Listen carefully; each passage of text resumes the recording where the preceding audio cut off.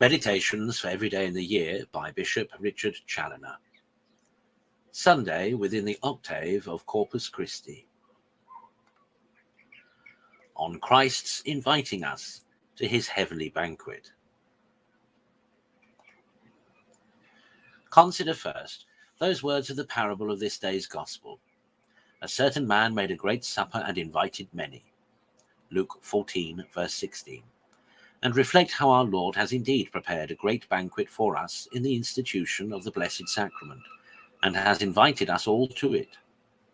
O sacred banquet, says the Church in the anthem used during this octave, in which Christ is received, the memory of his passion is kept up, the soul is filled with grace, and a pledge is given us of the glory to come.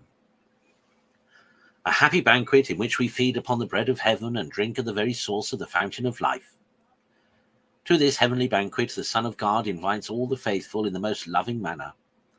Come to me, says he, all you that labour and are burdened, and I will refresh you. St. Matthew 11, verse 28. Ah, Christians, we all labour and lie under many and very heavy burdens from the sins and miseries to which we are exposed during our mortal pilgrimage. And in this heavenly banquet we come to Christ to be refreshed, nourished, and strengthened by him. O sweet invitation, O happy call to the source of grace, here and of endless glory hereafter. Consider, secondly, how much our Lord is offended by all such as refuse to correspond to his loving invitation and to come to his banquet. He has prepared this banquet out of pure love, that we may feast with him and he with us. He desires, out of pure love, to impart himself and all his goods to us, and therefore justly resents his love being slighted by us, and our preferring the farm, the oxen, the wife, in a word, the world, and the things of the world, before him and his banquet.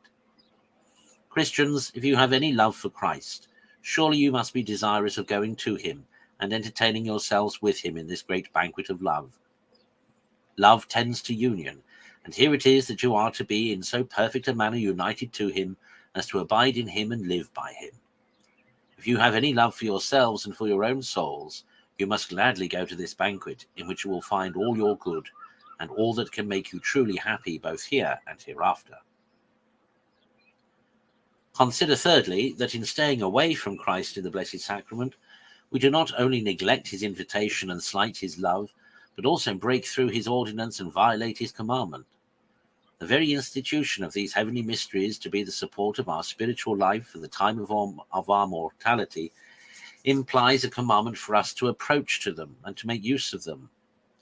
We should be guilty of self-murder if we suffered the body to perish by refusing to take that food which God has appointed for its sustenance.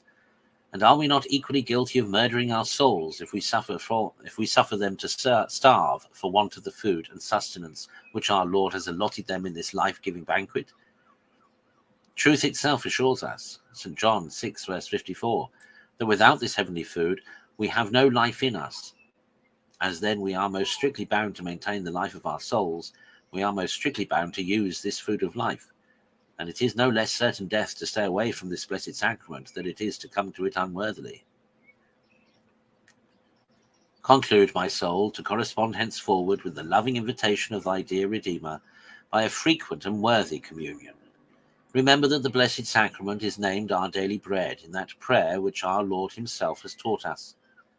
Oh, how happy should we be if we lived in such purity and holiness as to be worthy to be daily admitted, like the primitive Christians, to this bread of heaven. Oh, let us do our best so to live, so to have in every respect, that we may at least very often approach to this heavenly table and there feast ourselves with Jesus Christ.